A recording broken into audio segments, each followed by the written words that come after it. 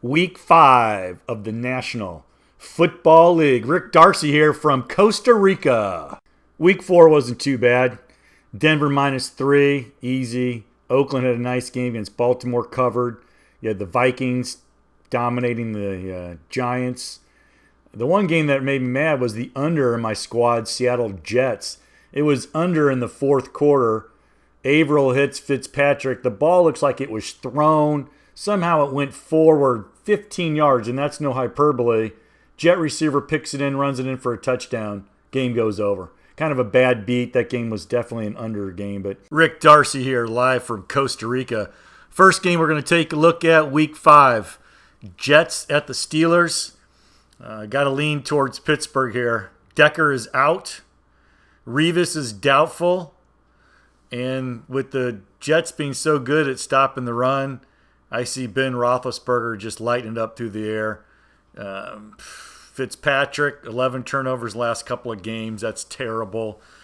And Pittsburgh's a good against the spread team at home. So I'm laying the 7. No problem. Don't even have one iota of worry on that game. Next game is Eagles at the Lions.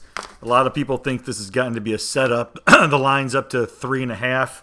Eagles are favored. Unfortunately for the Lions, the Eagles are just playing solid ball. No turnovers in the first 3 games. Detroit's only created 1 turnover, so fundamentally that's terrible.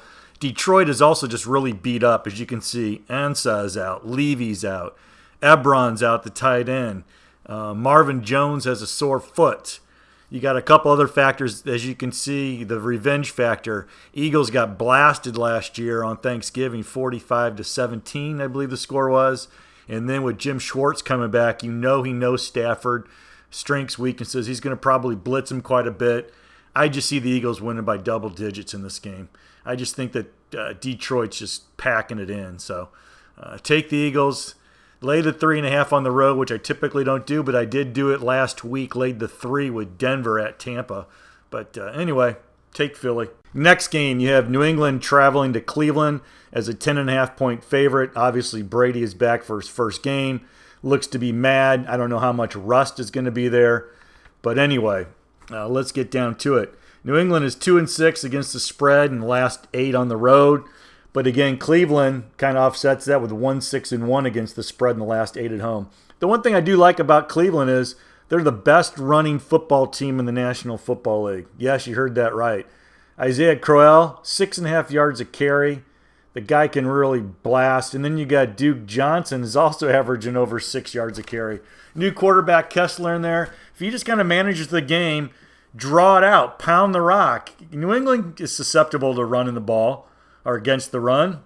And then you just go in to get Pryor involved, Barnage involved. I think there's enough offense with Cleveland to offset, combat Mr. Brady coming back. And in 2013, Cleveland went to New England. Obviously, it was a different quarterback. I think it was McNown.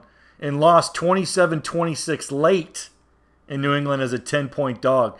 I don't know. I would never take a 10.5-point favorite. I don't care who it is. Brady's first game back.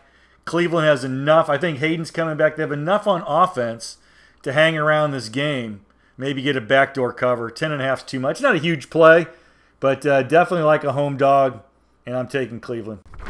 The Texans travel to Minnesota to take on the Vikings. Vikings, 6.5-point favorites. 40.5 is the total.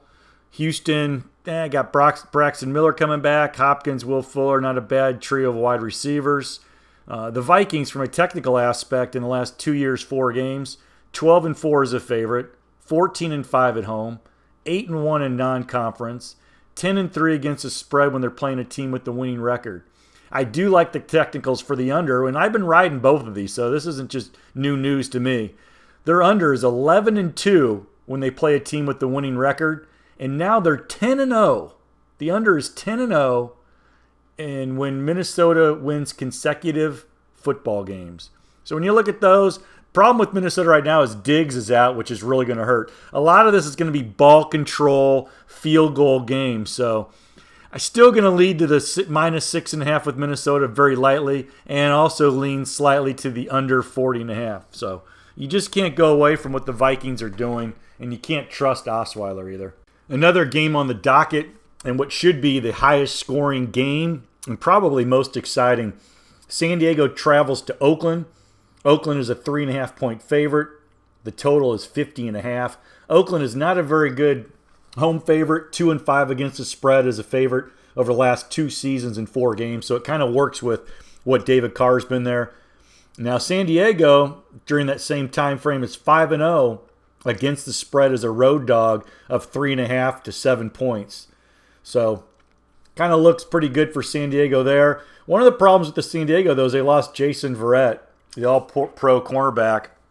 And while the Oakland Raiders' Murray running back is out, that's just going to mean Derek Carr is going to be just launching more passes, attacking that secondary. And Rivers has been on fire, even though he doesn't have Keenan Allen. So I expect this game to go over the 50.5. Then another thing, the last 2 years when Carr and Rivers have gun-slung it out, is the fact that each team covered on the away. So the away team is 4-0 against the spread the last 2 years with Carr. And this is San Diego's away game. So there's probably a slight lean to San Diego, but without Verrett, that makes it tough. I'm just going to enjoy the game, have it go over, and watch a couple old AFL teams go vertical on us.